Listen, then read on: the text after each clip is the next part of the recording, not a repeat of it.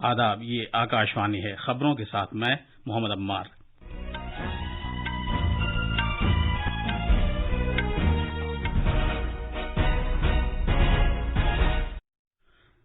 وزیر اعظم نریندر مودی آج دوردرشن کے سیریل سوراج بھارت کے سوتنترتا سنگرام کی سمگر گاتھا دکھائے جانے کے خصوصی پروگرام میں شرکت کریں گے۔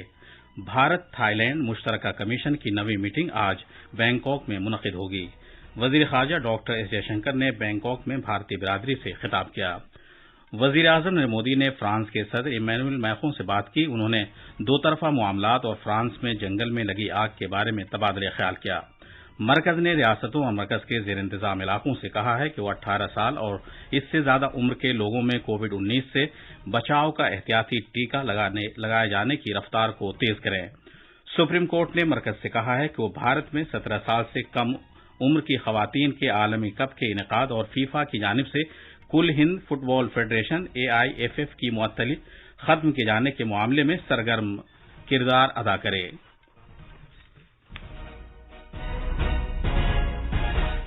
اب خبریں تفصیل سے۔ وزیر اعظم نریندر مودی آج دوردرشن کے سیریل سوراج بھارت کے سوتنترتا سنگرام کی سمگر گاتھا دکھائے جانے کے خصوصی پروگرام میں شرکت کریں گے۔ یہ اسکریننگ پارلیمنٹ ہاؤس میں ہوگی۔ سوراج 75 قسط پر مشتمل ایک سیریل ہے جس میں آزادی کی جدوجہد کی شاندار تاریخ اور بھارت کی تاریخ سے متعلق کم معروف واقعات کو پیش کیا گیا ہے۔ یہ سیریل 14 اگست سے ہر اتوار کو دوردرشن نیشنل پر رات 9 بجے سے 10 بجے تک ٹیلی کاسٹ کیا جا رہا ہے۔ اس پروگرام کی انگریزی کے ساتھ ساتھ 9 علاقائی زبانوں تمل، تیلگو، کنڑ، ملیالم، مراٹھی، گجراتی، اڑیا، بنگالی اور آسامی میں ڈبنگ کی گئی ہے۔ علاقائی زبانوں میں یہ سیریل 20 اگست سے دوردرشن کے علاقائی چینلوں پر نشر کیا جائے گا۔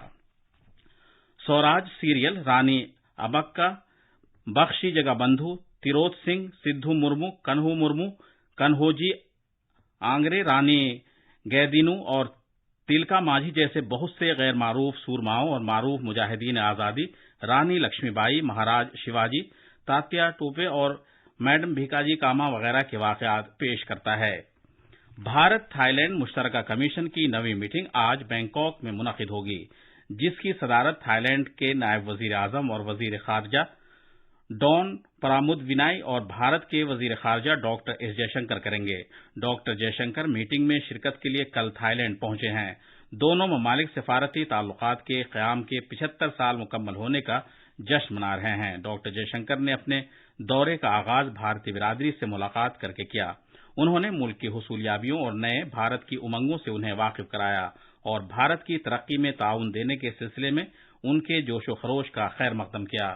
بینکاک میں بھارتی برادری سے خطاب کرتے ہوئے ڈاکٹر جے شنکر نے روس یوکرین جنگ کی وجہ سے دنیا بھر میں توانائی کی قیمتوں میں اضافے کا ذکر کیا اور بھارت کے لیے روس سے خام تیل کی درآمدات کو حق بجانب ٹھہرایا۔ وزیر خارجہ نے مزید کہا کہ آسیان کے ساتھ بھارت کے تعلقات بھارت کی خارجہ پالیسی کی اہم بنیاد بن گئے ہیں۔ وزیر خارجہ آج بینکاک میں تھائی لینڈ کے اپنے ہم منصب سے ملاقات کریں گے۔ اس میٹنگ سے سبھی شعبوں میں دو طرفہ تعلقات میں اضافہ ہوگا۔ ڈاکٹر جے شنکر کے دورے کے دوران تھائی لینڈ اور بھارت کے درمیان مفاہمت کے 2 اقرار ناموں پر دستخط کیے جائیں گے۔ وزیر اعظم نریندر مودی نے کل فرانس کے صدر ایمینوئل میخون کے ساتھ ٹیلی فون پر بات کی۔ وزیر اعظم کے دفتر کے ایک بیان کے مطابق جناب مودی نے فرانس میں جاری خشک سالی اور جنگل میں لگی آگ کے لیے اپنی ہمدردی اور یکجہتی کا اظہار کیا۔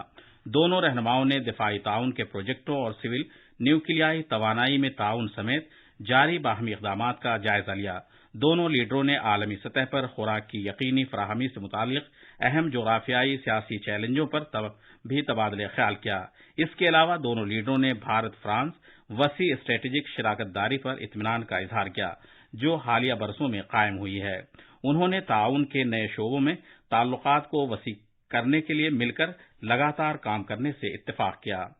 وزیر اعظم نریندر مودی اس مہینے کی 28 تاریخ کو دن میں 11 بجے آکاشوانی پر من کی بات پروگرام میں ملک اور بیرون ملک کے لوگوں کے ساتھ اپنے خیالات کا اظہار کریں گے۔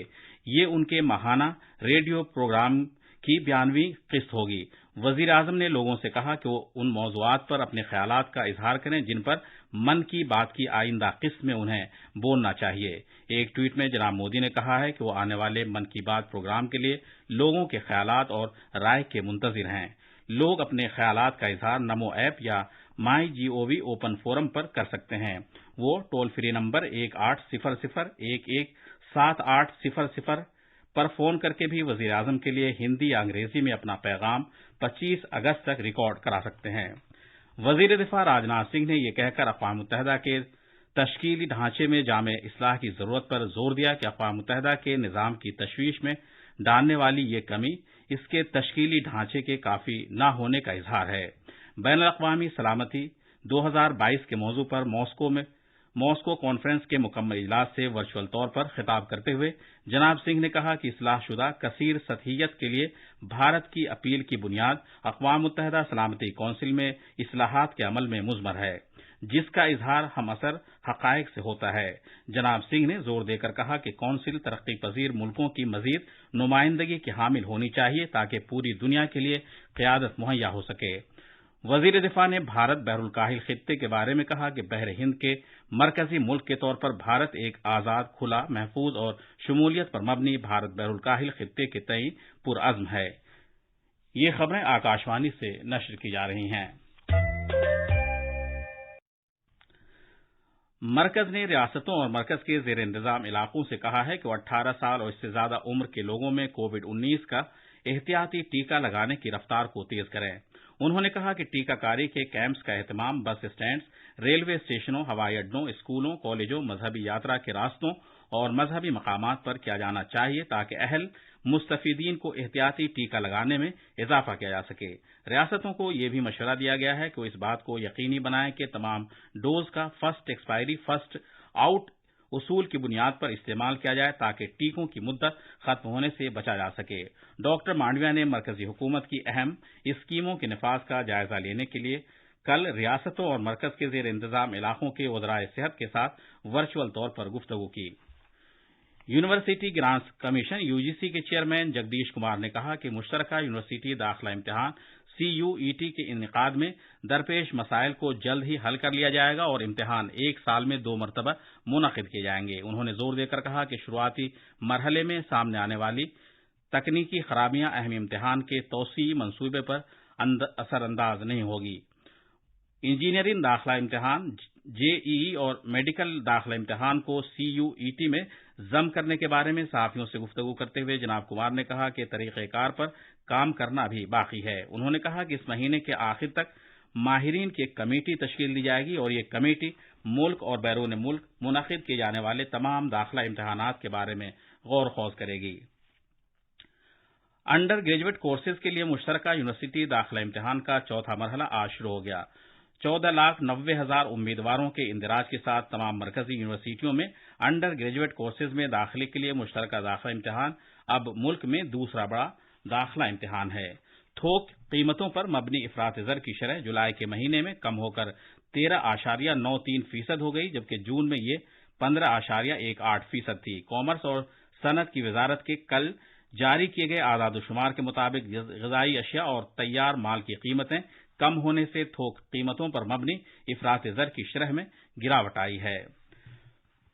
سپریم کورٹ نے بھارت میں 17 سال سے کم عمر کی خواتین کے عالمی کپ کے انعقاد اور فیفا کی جانب سے آل انڈیا فٹ بال فیڈریشن پر پابندی ہٹانے میں سہولت پیدا کرنے جیسے معاملات میں مرکز سے سرگرم رول ادا کرنے کو کہا ہے۔ اس کے جواب میں مرکز نے عدالت عالیہ کو بتایا کہ اس نے فیفا کے ساتھ 2 میٹنگیں کی ہیں اور بھارت میں عالمی کپ کرانے کے سلسلے میں تعطل ختم کرنے کے لیے کوششیں کی جا رہی ہیں۔ آخر میں خاص خبروں کی سرخیاں ایک بار پھر۔ وزیر اعظم نریندر مودی آج دوردرشن کے سیریل سوراج بھارت کے سوتنترتا سنگرام کی سمگر گاتھا دکھائے جانے کے خصوصی پروگرام میں شرکت کریں گے۔ بھارت تھائی لینڈ مشترکہ کمیشن کی 9ویں میٹنگ آج بینکاک میں منعقد ہوگی۔ وزیر خارجہ ڈاکٹر ایس جے شنکر نے بینکاک میں بھارتی برادری سے خطاب کیا۔ مرکز نے ریاستوں اور مرکز کے زیر انتظام علاقوں سے کہا ہے کہ وہ 18 سال اور اس سے زیادہ عمر کے لوگوں میں کووڈ-19 سے بچاؤ کا احتیاطی ٹیکہ لگائے جانے کی رفتار کو تیز کریں، اور سپریم کورٹ نے مرکز سے کہا ہے کہ وہ بھارت میں 17 سال سے کم عمر کی خواتین کے عالمی کپ کے انعقاد اور فیفا کی جانب سے کل ہند فٹ بال فیڈریشن کی معطلی ختم کیے جانے کے معاملے میں سرگرم کردار ادا کرے۔ اس کے ساتھ ہی خبروں کا یہ بلیٹن ختم ہوا۔